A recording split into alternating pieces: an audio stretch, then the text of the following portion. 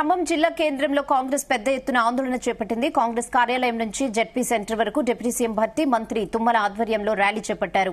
అంబేద్కర్ ను కేంద్ర హోంమంత్రి అమిత్ షా అవమానించారని మండిపడ్డారు.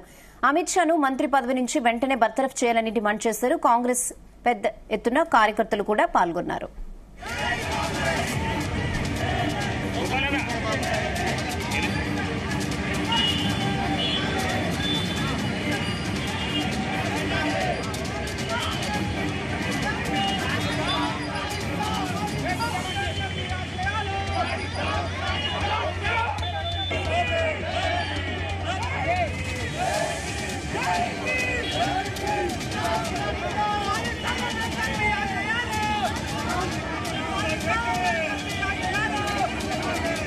బీజేపీ అదేవిధంగా దాంట్లో భాగస్వామ్యమైనటువంటి అమిత్ షా గారు రాజ్యాంగాన్ని అవమానపరచడమే కాకుండా గౌరవనీయులు అంబేద్కర్ గారి మీద అనుచిత వ్యాఖ్యలే కాకుండా భారత జాతి యావత్తుని కూడా తలదించుకునేటట్టుగా ఈనాడు తలెత్తుకొని తిరిగేటటువంటి భారత జాతికి అవమానం కల్పించినటువంటి అమిత్ షా గారి మీద తక్షణ చర్యలు తీసుకోవాలి.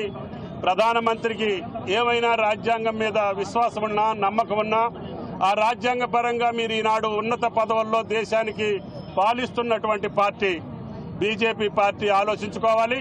వాళ్ళు ఆలోచించుకోకపోతే భారత జాతి ఆలోచించాల్సినటువంటి అవసరం వస్తుంది. కాబట్టి దయచేసి అనుచిత వ్యాఖ్యలు చేసినటువంటి అమిత్ షా గారిని, జాతిని, అదేవిధంగా రాజ్యాంగ నిర్మాత అంబేద్కర్ గారిని అవమానపరిచినటువంటి ప్రతి ఒక్కళ్ళు మాట్లాడే హక్కులన్నీ కూడా భారత రాజ్యాంగం ఇచ్చింది.